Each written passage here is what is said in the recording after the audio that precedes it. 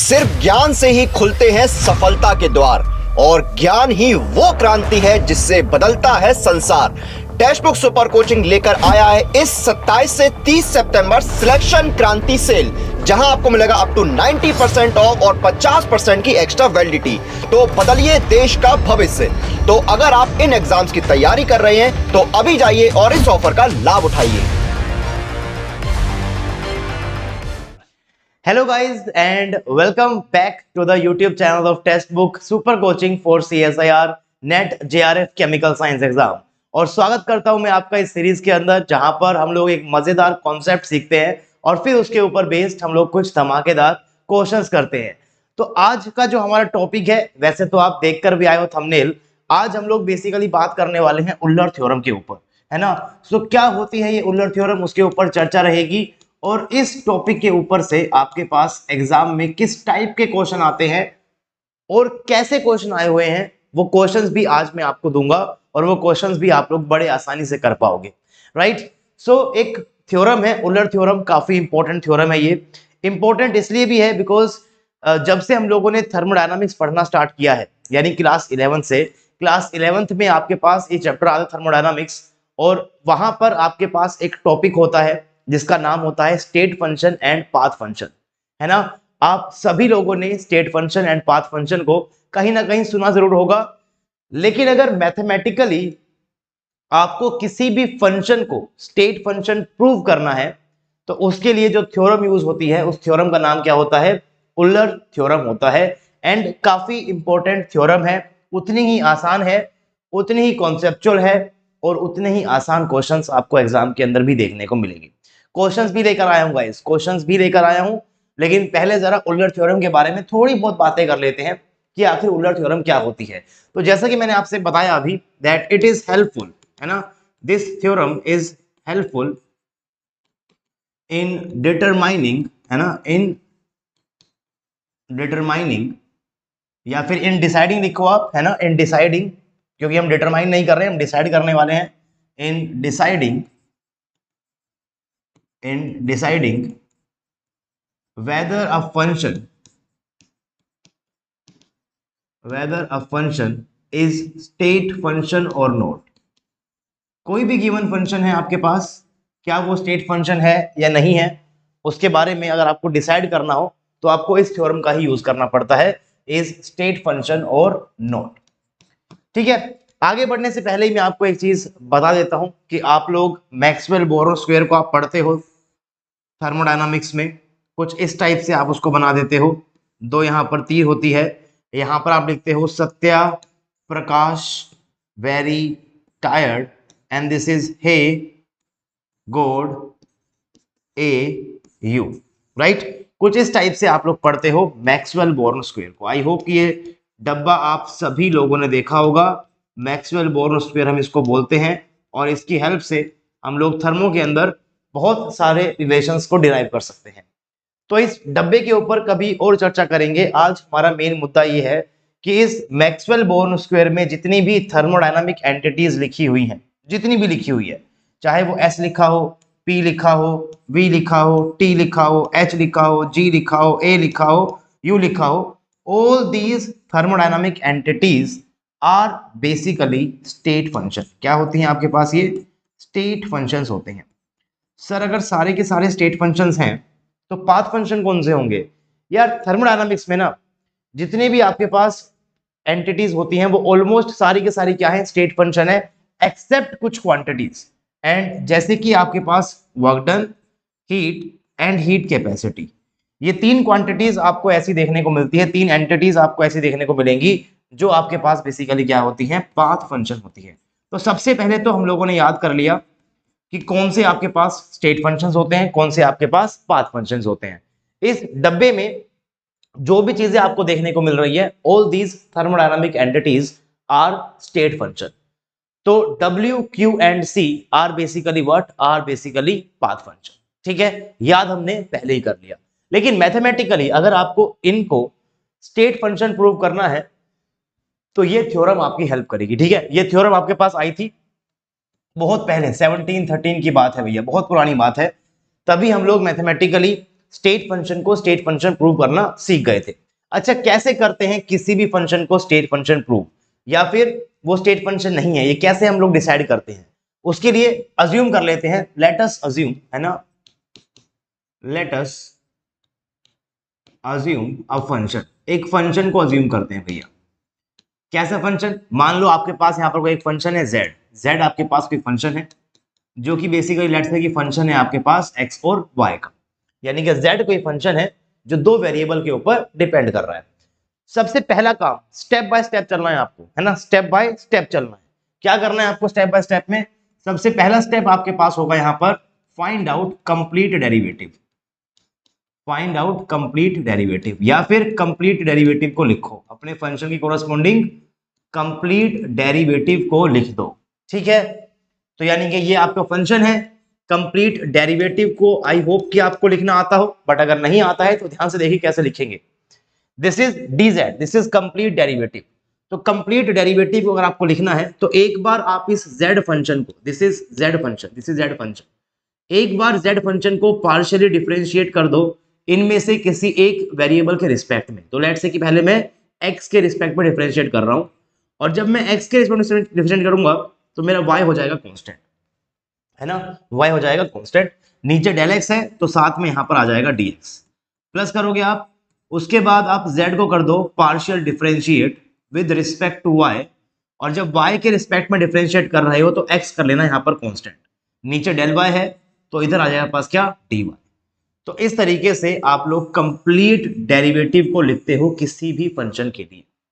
किसी भी फंक्शन के लिए अगर आपको कंप्लीट डेरिवेटिव को लिखना है तो उस कंप्लीट डेरिवेटिव को आप इस तरीके से लिख सकते हो।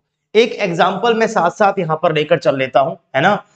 तो मैं एक स्लाइड यहां पर खाली छोड़ रहा हूं पहले, बिकॉज यहां मुझे कुछ लिखना है, और नेक्स्ट स्लाइड पे मैं आप लोगों के लिए एक एग्जांपल लेकर चल लेता हूं। आइडियल गैस इक्वेशन आप सभी लोगों ने पढ़ी होगी, है ना, आइडियल गैस इक्वेशन आप सभी लोगों ने पढ़ी होगी।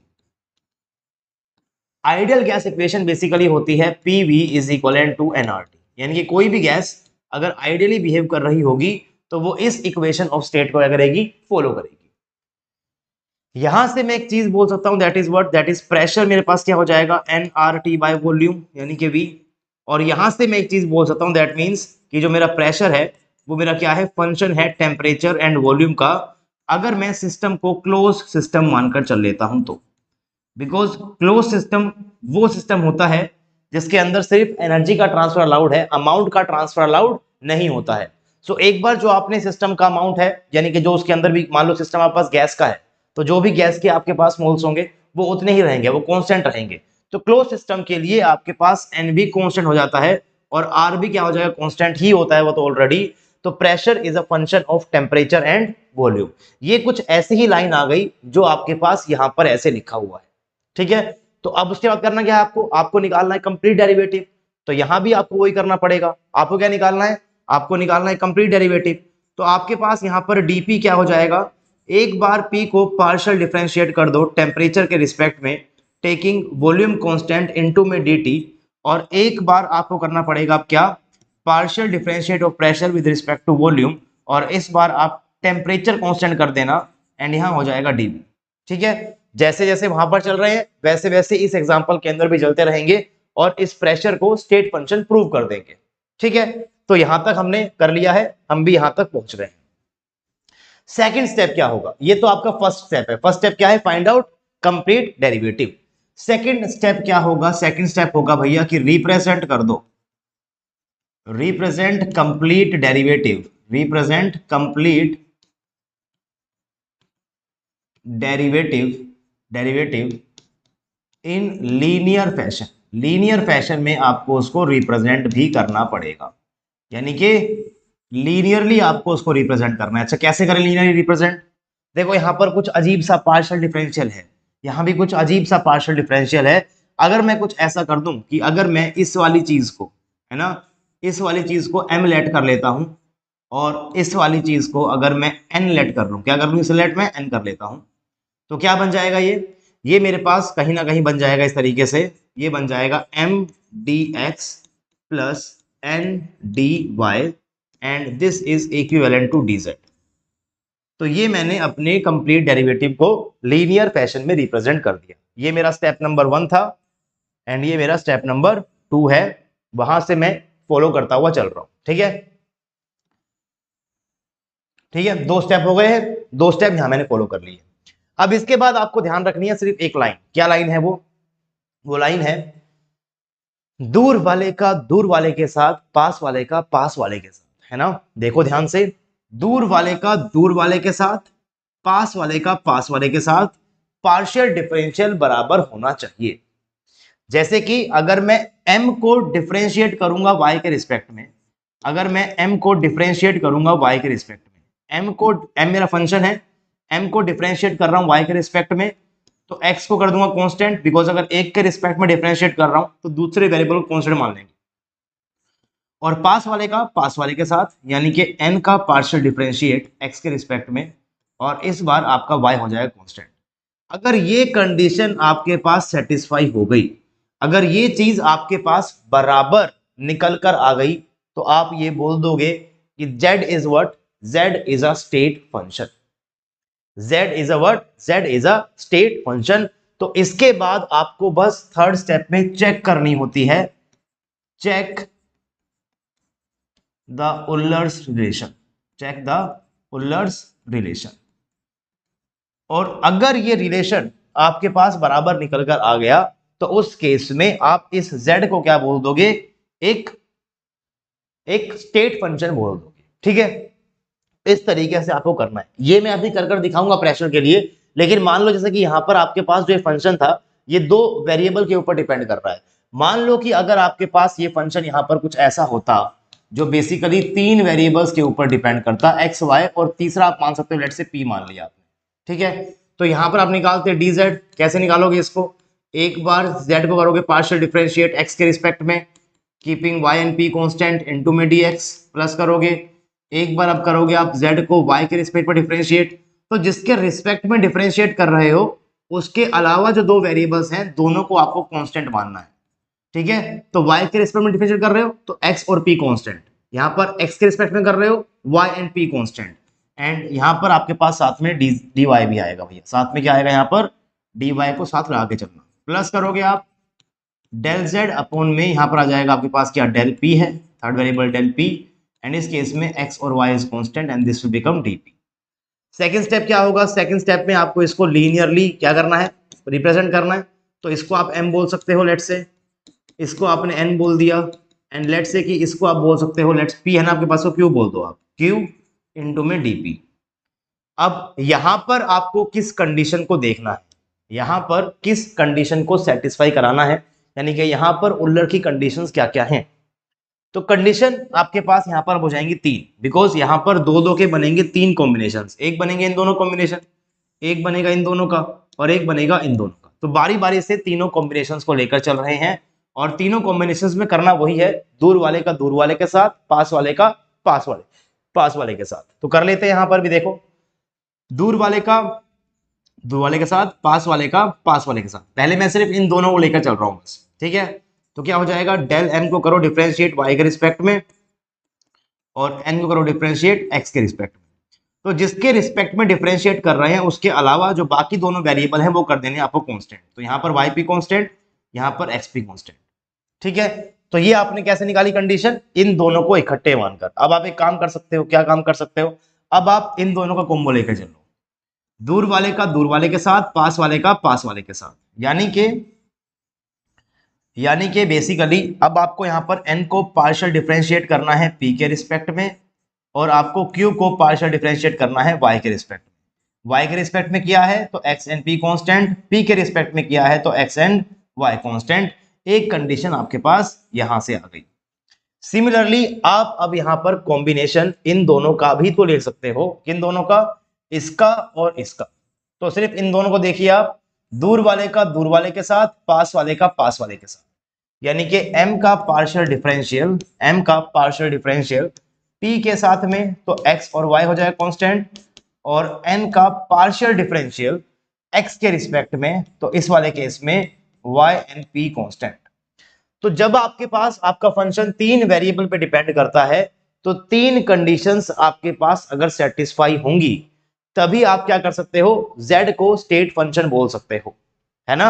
If these conditions are satisfied, अगर ये तीन कंडीशन सेटिस्फाइड है तभी आप क्या बोलोगे, z को स्टेट फंक्शन बोलोगे। ध्यान रखिएगा, अगर आपका फंक्शन दो वेरिएबल पे डिपेंड कर रहा है तो इसका कंप्लीट डेरिवेटिव निकालना है, उसको लीनियर फैशन में रिप्रेजेंट करना है और आपको ये कंडीशन चेक करनी है। अगर ये कंडीशन सेटिस्फाई हो रही है ना, इफ द कंडीशन सेटिस्फाइड, मैं लिख देता हूं यहां पर, if the conditions, if the condition और यू कैन से कंडीशंस, क्योंकि अगर वेरिएबल तीन होंगे तो आपके पास कंडीशंस भी तीन हो जाएंगी, तो तीनों का सेटिस्फाई होना बहुत जरूरी है। सो इफ द कंडीशन या फिर कंडीशंस सेटिस्फाइड, देन, तो आप क्या क्या बोल सकते हो, देन आप तीन चार चीजें बोल सकते हो, जैसे कि आप बोल सकते हो देन dz को आप बोल सकते हो एग्जैक्ट डिफरेंशियल, dz को आप क्या बोलोगे, एग्जैक्ट डिफरेंशियल। अगर सेटिस्फाई नहीं हुई तो क्या बोलोगे, dz को इन एग्जैक्ट डिफरेंशियल। अगर सेटिस्फाई हो गई है तो क्या बोलोगे, dz क्या है आपके पास, एग्जैक्ट डिफरेंशियल है। इसके साथ ही आप बोल सकते हो यहां पर ये कि साइक्लिक इंटीग्रल ऑफ dz क्या होगा आपके पास, लड्डू यानी कि जीरो होगा। This will be equivalent to what, zero. और थर्ड कंडीशन आप यहां पर बोल सकते हो कि z is what, z is a state function. तो ये तीन कंक्लूजन हैं आपके पास किसके, उल्लर थ्योरम के। इसे कभी डिटेल में हम लोग थर्मो को पढ़ेंगे। अभी के लिए मैं बस आपको ये मोटी मोटी चीजें बता रहा हूं कि कैसे आप किसी भी स्टेट फंक्शन को स्टेट फंक्शन प्रूव करते हो। सबसे पहले आपको उस फंक्शन का कंप्लीट डेरिवेटिव निकालना है, जैसे कि मैंने आपको यहां पर निकाल कर दिखाया। तीन फंक्शन तीन वेरिएबल पर डिपेंड करेगा तो भी आप इसको इस तरीके से निकाल सकते हो। निकालने के बाद आपको उसको लीनियर फैशन में रिप्रेजेंट करना है, जैसे कि मैंने यहां पर भी किया है और मैंने यहां पर भी लीनियर फैशन के अंदर रिप्रेजेंट किया है। उसके बाद दो दो का कॉम्बिनेशन बनाकर आपको कंडीशंस निकालनी है। अब देखो यहां पर तो आपके पास सिर्फ दो ही हैं, तो यहां पर सिर्फ एक कंडीशन आएगी। जब आपका फंक्शन सिर्फ दो वेरिएबल पर डिपेंड करता है तो आपके पास एक कंडीशन चेक करनी होती है आपको। लेकिन अगर आपका फंक्शन तीन वेरिएबल पे डिपेंड करेगा तो आपके पास तीन कंडीशंस निकालनी पड़ेगी। अगर आपका फंक्शन मान लो चार वेरिएबल पे डिपेंड करेगा तो आपके पास कंडीशंस और भी ज्यादा बढ़ जाएंगी, बिकॉज फिर वहां पर नंबर ऑफ कॉम्बिनेशंस बढ़ जाएंगे, है ना। लेकिन मैक्स टू मैक्स तीन वेरिएबल तक का ही आपके पास सवाल आता है आपके एग्जाम के अंदर, तो तीन का ही आप लोग यहां पर जो है वो समझते हुए चलो।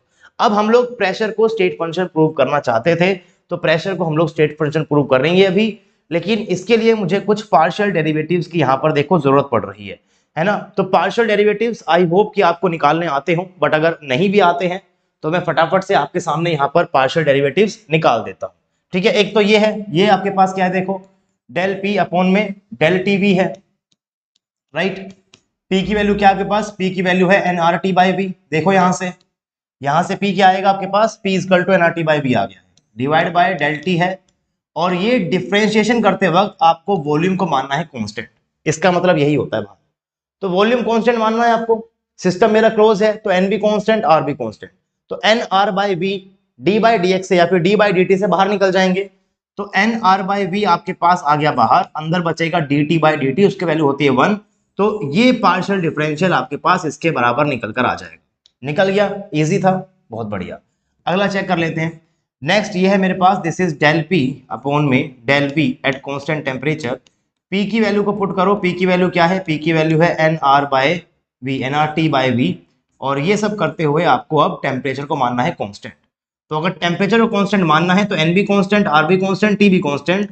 तो एन आर टी आ गया बाहर, अंदर बचेगा डी बाय डेल। अच्छा मैं इसको मैं डी कर देता हूँ, बिकॉज जो वेरिएबल कांस्टेंट डिफाइन है अगर उस वेरिएबल को आपने बाहर निकाल दिया है तो आपका जो डेल है वो डी में कन्वर्ट हो जाता है, राइट। तो ये बन जाएगा D upon D V of 1 by V, जिसका डिफरेंशिएशन आप सभी को आता है वो होता है -1 बाई वी स्क्वायर। तो माइनस को यहां लिख दिया मैंने, minus N R T by V square आपके पास यहां पर ये निकल कर आ जाएगा। तो ये पार्शियल डेरिवेटिव्स आपने यहां पर निकाल लिए हैं, बहुत बढ़िया निकल गए। तो इनकी वैल्यू को जरा यहां पर मैं पुट कर देता हूं, ठीक है। तो मेरे पास यहां पर ये क्या बन जाएगा भाई, चीजें बन जाएगी, D P is equal to, पहला ये डिफरेंशियल मेरे पास क्या है, एन आर बाई वी है। सो ये आपके पास यहाँ पर क्या आएगा, एन आर बाई वी। साथ में क्या है, डी टी है, साथ में क्या है यहाँ पर आपके पास डी टी है। उसके बाद प्लस करोगे, इसकी वैल्यू के पास क्या है, minus N R T by V square आई है, तो माइनस लगा दोगे आप, minus N R T by V square, and साथ में आपके पास यहाँ पर क्या है, डीवी है, तो आपको यहाँ करना है डीवी। ठीक है, अब आप चाहो तो इसको पहले m मान लो, इसको पहले n मान लो, फिर आप उसको ऐसे करके यूज करना। मैं डायरेक्टली कर देता हूं, एक ही चीज है ना। दूर वाले का दूर वाले के साथ, पास वाले का पास वाले के साथ अगर पार्शियल डिफरेंशियल सेम आया तो मैं इस dp को एग्जैक्ट डिफरेंशियल बोल सकता हूं, मैं साइक्लिक इंटीग्रल ऑफ dp को 0 बोल सकता हूं, और p को मैं स्टेट फंक्शन बोल सकता हूं, तीनों चीजें बोल सकता हूं। तो चले करके देखते हैं। इसका पार्शियल डिफरेंशियल, इसका पार्शियल डिफरेंशियल v के रिस्पेक्ट में किसका है, ये basically N R by V का पार्शियल डिफरेंशियल इसके रिस्पेक्ट में, दूर वाले का दूर वाले के साथ में, और ये करते हुए टेम्परेचर को मानना है कांस्टेंट। क्या ये मेरा बराबर है partial differential with respect to temperature, किसका भैया, इसका। ये क्या है, minus N R T by V square है, और ये करते हुए मुझे मान लेना है क्या, वॉल्यूम को कांस्टेंट। ठीक है, अब यहां पर टेम्परेचर तो है ही नहीं, तो इसको लिखो मत लिखो बार फर्क नहीं पड़ता, एन और आर कांस्टेंट है तो एन आर देंगे बाहर, और डी बाई डी वी और 1 by V will be equal to minus का 1 बाय वी स्क्वायर। ये चीज तो ये निकल कर आ जाएगी। ठीक है, अब यहां पर देखो आप, माइनस एन आर है, कांस्टेंट है, एन भी कांस्टेंट, आर भी कांस्टेंट, यहां पर वी को कांस्टेंट मानना है तो वी स्क्वायर भी कांस्टेंट, तो minus N R by V square तो आ गया बाहर, अंदर बचेगा D T by D T, जिसकी वैल्यू होगी क्या, सिर्फ 1। तो देखो आप, ये भी क्या आ गया, माइनस का N R by V square, ये भी क्या आ गया, माइनस का N R by V square, और क्योंकि ये चीज यहां पर सेटिस्फाई हो रही है, इसीलिए मैं क्या बोलूंगा, अब मैं डीपी को बोल दूंगा एक एग्जैक्ट डिफरेंशियल, है ना, क्या बोल दूंगा, एक एग्जैक्ट डिफरेंशियल बोल दूंगा, या फिर the differential corresponding to P is exact in nature, वो भी एक ही बात है। ठीक है, मैं साइक्लिक इंटीग्रल ऑफ डीपी को बोल दूंगा लड्डू यानी कि 0, और साथ ही मैं पी को बोल दूंगा स्टेट फंक्शन, एंड हेंस मैंने प्रेशर को स्टेट फंक्शन प्रूव कर दिया है। और इसी थ्योरम की हेल्प से, इसी तरीके की हेल्प से, इन्हीं तरीकों की हेल्प से, इस तरीके से और इस तरीके की हेल्प से आप इन सभी थर्मोडायनामिक एंटिटीज को स्टेट फंक्शन प्रूव कर सकते हो, कोई भी दिक्कत आपको नहीं आएगी। जैसे मैंने प्रेशर को किया है, वैसे ही आप वॉल्यूम को, टेम्परेचर को, एंट्रोपी को, HGAU को, सबको आप स्टेट फंक्शन प्रूव कर सकते हो with the help of this Euler theorem. काफी इंपॉर्टेंट थ्योरम है ये, तो प्लीज आप यहां पर इन 4 स्टेप्स को याद रखिएगा। अगर ये 4 स्टेप्स आपके याद रहे तो आप एग्जाम में आने वाले क्वेश्चंस को बहुत ही इजीली अटेम्प्ट कर पाएंगे, राइट। तो कुछ क्वेश्चंस लेकर आया हूं, ये क्वेश्चंस देखिएगा जरा, है ना। पहला क्वेश्चन है, in which case dz is an exact differential. तो वही चीज चेक करनी है आपको कि उलर की कंडीशन को फॉलो कर रहे हैं कि नहीं कर रहे हैं, बस वही चेक करना है, आराम से कर सकते हो आप। CSIR नेट 2014 का ये 4 मार्क्स का क्वेश्चन था, बड़ा सिंपल सा, है ना। तो इस क्वेश्चन का क्या आंसर है, option number A B C D में से सही आंसर आपको नीचे कमेंट बॉक्स के अंदर पिन करना है। भैया सिंपल है, जैसे मैंने आप पहले किया है बिल्कुल वैसे ही कर देखना है, बड़े आराम से कर पाओगे, कोई दिक्कत नहीं आएगी। जैसा क्वेश्चन ये था बिल्कुल वैसा ही क्वेश्चन ये है, in which case DP is exact differential.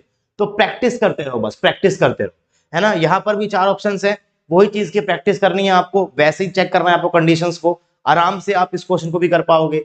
इसके बाद थर्ड क्वेश्चन ये आया आपके पास CSIR नेट 2017 में 4 मार्क्स का। इस बार आपके पास गिवन था इस टाइप से कंप्लीट डेरिवेटिव, और इसको लीनियर फैशन में रिप्रेजेंट करके दिया हुआ है, dg is equal to vdp minus sdt plus का fdl, और लिखा हुआ है कि dg is an exact differential.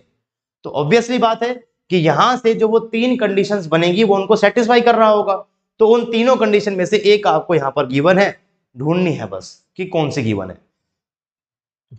जैसे आपने यहां पर किया था ना भाई, देखो यहां पर किया था आप लोगों ने, 3 वेरिएबल थे तो 3 कंडीशन बनी थी, ऐसे ही आपके पास यहां पर भी क्या होगा, बेसिकली 3 कंडीशन बनेगी, उनमें से एक कंडीशन आपको ऑप्शन में गिवन है, बस वही ढूंढनी है आपको। 4 मार्क्स मिलेंगे आपको उसके, 4 मार्क्स, ठीक है। एक और क्वेश्चन लेकर आए हूं आपके लिए, ये देखो आप, the Maxwell relation that is obtained, इस इक्वेशन से कौन सा मैक्सवेल रिलेशन ऑब्टेन हो जाएगा। तो ये भी क्या है, dA is equal to minus PdV minus कैश dt। हमें पहले से पता होता है कि ए मेरा क्या होता है, state function. That means cyclic integral of D A क्या होगा, 0। दैट मीन्स डी ए मेरा क्या होगा, एग्जैक्ट डिफरेंशियल।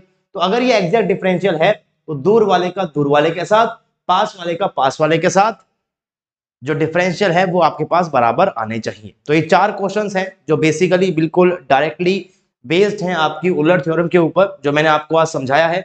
तो इन चारों क्वेश्चन का आंसर आपको आज नीचे जरूर करना है, और सबसे इंपॉर्टेंट है यहाँ पर आपके ये 4 स्टेप्स, जिसकी हेल्प से आप किसी भी फंक्शन को स्टेट फंक्शन प्रूव कर देते हैं। तो उम्मीद करता हूं कि उलर थ्योरम आपको समझ में आई होगी, और ये 4 स्टेप्स को फॉलो कर जो क्वेश्चंस मैंने आपको आज दिए हैं वो क्वेश्चंस के आंसर आप नीचे कमेंट बॉक्स में जरूर करेंगे। अगर कमेंट बॉक्स तक जा ही रहे हो तो बीच में आपको मिलेगा लाइक का बटन, तो वीडियो को लाइक भी कर सकते हो। अगर आपको अच्छी लगी है तो लाइक करने के साथ साथ अगर आप लोग चैनल के ऊपर नए हो, सब्सक्राइब नहीं किया हुआ है, तो मेक श्योर करो और चैनल को सब्सक्राइब कर लो, बिकॉज ऐसी और भी इंफॉर्मेटिव वीडियोस आपको इस चैनल के ऊपर मिलती रहती है। आपसे मिलूंगा मैं अब किसी और वीडियो के अंदर, तब तक के लिए आप लोग बस पढ़ते रहिए, and happy learning to all of you.